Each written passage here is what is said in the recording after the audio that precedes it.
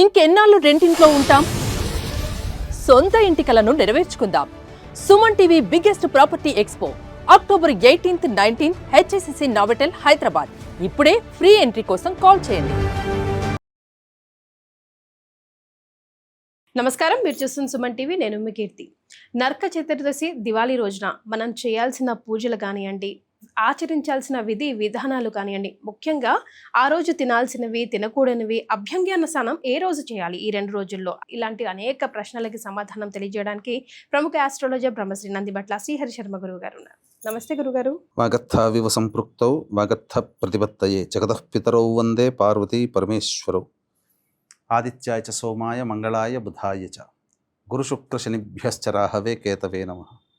శృంగేరి జగద్గురు పీఠాధిపతులకి, కంచిపీఠాధిపతులకి నమస్కారములు తెలియచేసుకుంటూ కార్యక్రమాన్ని ప్రారంభిద్దాం. గురుగారు, ముఖ్యంగా అభ్యంగన స్నానం మరి 5 రోజుల్లో ఏ రోజు చేసుకోవాలి, ఏ సమయంలో చేసుకోవాలి, ఎలా చేసుకోవాలి గురుగారు శాస్త్రీయంగా? అభ్యంగన స్నానం అనేటువంటిది చతుర్దశి తిథి రోజున జరుపుకోమన్నది. కాబట్టి ఇది ఎప్పుడూ కూడాను సూర్యాస్తమయం కాదమ్మా, సూర్యోదయం కంటే ముందే ఈ యొక్క అభ్యంగన స్నానం ఆచరించాలని శాస్త్రం. వీక్షించేటువంటి ప్రేక్షకులు కూడా చాలా జాగ్రత్తగా గమనించండి. ఈ నరక చతుర్దశి రోజున సూర్యోదయం కంటే ముందే అభ్యంగన స్నానం ఆచరించాలి. అయితే ఈ తెలంగాణ ప్రాంతంలో ఎక్కువగా హారతులు తీసుకునే ఆచారం ఉంటుంది. ఆంధ్ర ప్రాంతంలో ఉండదు, కేవలం అభ్యంగన స్నానం చేస్తారు.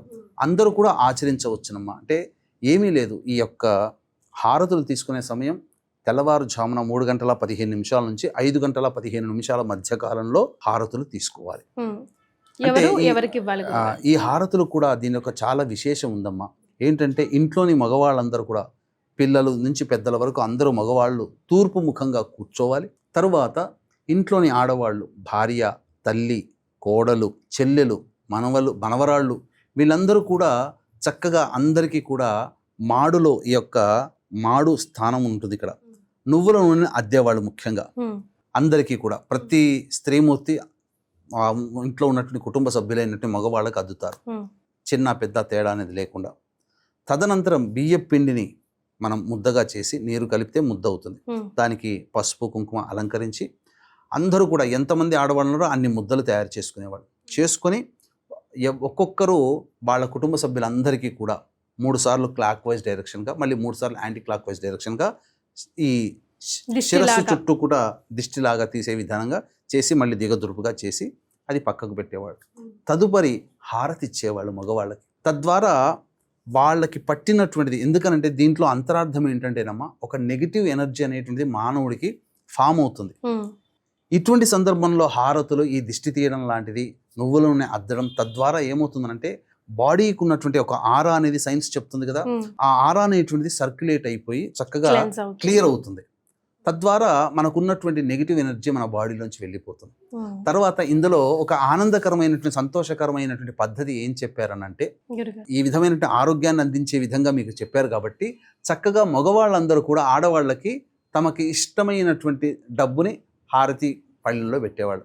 అంటే భర్త సంపాదించినా, కొడుకు సంపాదించినా, ఎవరైనా ఆడవాళ్ళదే, అది ఎవరిది తీసేయలేం, వాళ్ళ సొత్తే.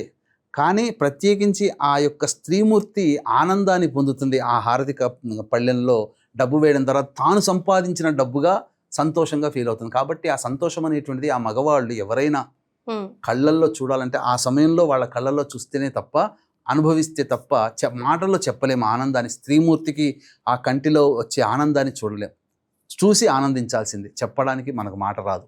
అంతగా ఆనందపడిపోతారు ఆడవాళ్ళు. ఇక తదనంతరం 5:15 నుంచి 6:11 సమయం లోపల అందరూ కూడా స్నానం ఆచరించాల్సిందే.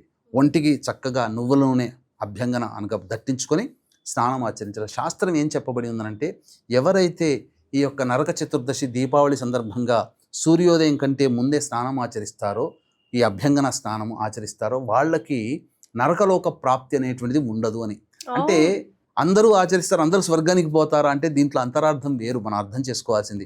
ఈ దీపావళి సందర్భంగా నరక చతుర్దశి అయినటువంటి అభ్యంగన స్నానం చేసే 20వ తారీఖు ఉంది కదా, ఆ రోజున ఎవరైతే స్నానం చేస్తారో ఆ విధంగా సూర్యోదయం లోపల వాళ్ళకి మళ్ళీ తిరిగి వచ్చే దీపావళి వరకు కూడా ఎటువంటి అపమృత్యు భయ దోషాలు ఉండవు, గండములు దోషాలు ఉండవు అని చెప్పవచ్చు.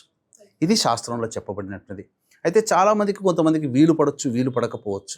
కానీ కనీసము ఈ సూర్యోదయం అయిన 2 ముహూర్తాల లోపల, అంటే 1 గంట లోపలనైనా కానీ స్నానం ఆచరించమని శాస్త్రం చెప్పబడింది. ఎవరైతే సూర్యోదయం అయిపోయి ఒక లగ్నము దాటిన తర్వాత స్నానం ఆచరిస్తారో వాళ్ళకి ఖచ్చితంగా దరిద్ర దేవత ఇంట్లో తిష్ట వేస్తుంది.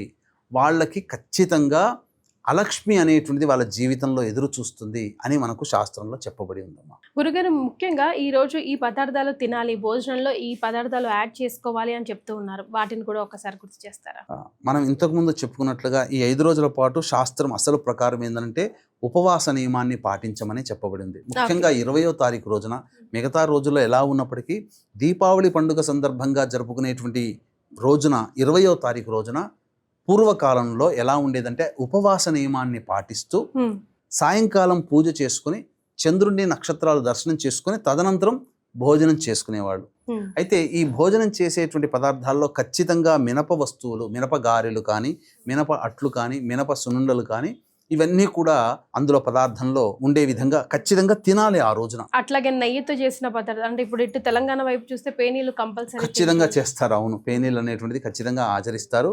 అలాగే నువ్వులతో చేసినటువంటి పులగం కానీ, నువ్వులతో చేసినటువంటి నువ్వుల పొడి కానీ, నువ్వుల లడ్డూలు కానీ ఈ రోజున ఖచ్చితంగా భుజించాలని శాస్త్రం. ఎందుకనంటే పూర్వకాలంలో ఇప్పుడు మనం చూసినట్లయితే స్నానం ఆచరించే విధానంలో కూడా రథసప్తమి అయితే జిల్లేడు ఆకులు ఇలా పెట్టుకొని చేసుకునేది.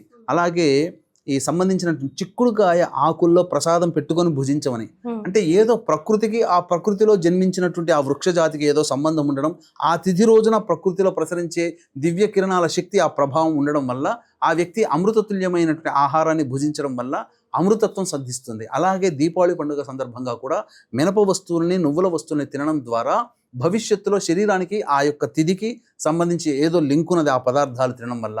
కాబట్టి మంచే కదా, ఇక్కడ ఏం చెడు ఏం కాదు, పైగా దొరకని వస్తువు అంటూ కాదు, అందరూ కూడా ఇష్టంగా తినేటువంటి వస్తువే. కాబట్టి ఖచ్చితంగా ఆ రోజున మినప వస్తువులు అనేటువంటిది, నువ్వులతో సంబంధించి చేసిన పదార్థాలు భుజించాలి. వీలైతే మధ్యాహ్నం ఉపవాస నియమాన్ని పాటించి సాయంకాలం పూజ జరుపుకొని భోజనం చేయమని శాస్త్రం అమ్మా. చాలా సంతోషం గురుగారు, ధన్యవాదాలు. సర్వం శ్రీ ఉమామహేశ్వర పరబ్రహ్మార్పణమస్తు.